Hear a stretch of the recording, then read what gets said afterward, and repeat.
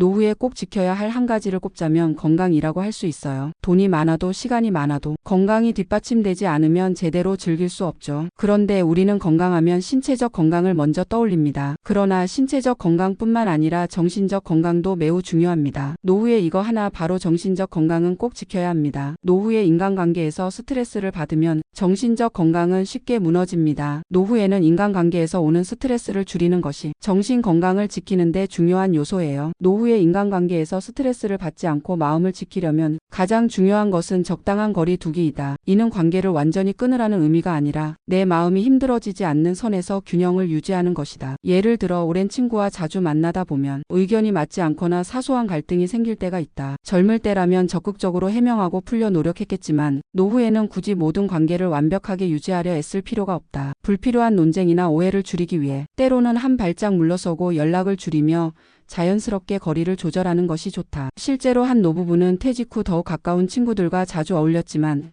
오히려 의견 차이로 갈등이 생기면서 관계가 소원해졌다. 결국 일정한 거리를 유지하며 만남의 빈도를 줄이자 다시 관계가 회복되었다. 가족 관계에서도 마찬가지다. 자녀에게 너무 깊이 개입하거나 기대를 걸다 보면 오히려 실망하고 스트레스를 받을 수 있다. 한 어머니의 사례를 보자. 그녀는 퇴직 후 자녀들과 더 가까워지고 싶어 자주 연락하고 방문했지만 바쁜 자녀들은 이에 부담을 느꼈다. 결국 어머니는 서운함을 느꼈고 관계는 점점 어색해졌다. 이후 그녀는 연락의 빈도를 줄이고 자신의 시간을 알차게 보내기 시작했다.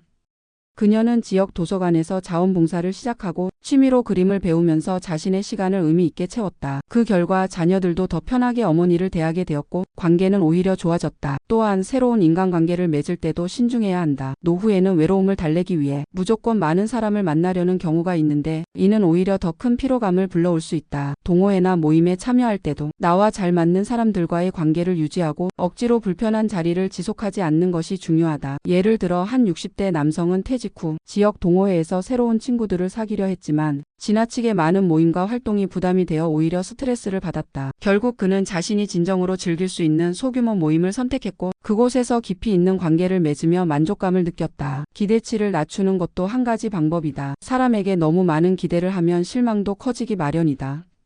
친구나 가족이 나를 완전히 이해해 주길 바라기보다는 적당한 선에서 소통하고 기대를 줄이면 인간관계에서 오는 감정적 소모를 줄일 수 있다.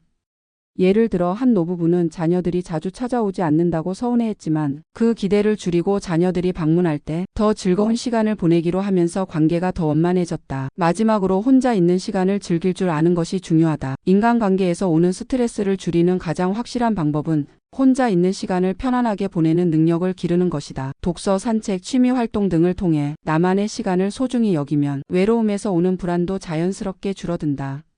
한 70대 여성은 퇴직 후 우울감을 느꼈지만 매일 아침 공원에서 산책을 하고 그림을 그리면서 점점 활력을 되찾았다. 혼자 있는 시간을 의미 있게 보내면서 그녀는 더 이상 인간관계에서 오는 스트레스에 크게 영향을 받지 않게 되었다. 결국 노후에는 관계에 너무 얽매이기보다 내 마음이 편안한 방향으로 조절하는 것이 가장 중요하다. 불필요한 관계에서 벗어나고 적당한 거리를 유지하며 나 자신을 돌보는 것이야말로 행복한 노후를 위한 가장 확실한 방법이다.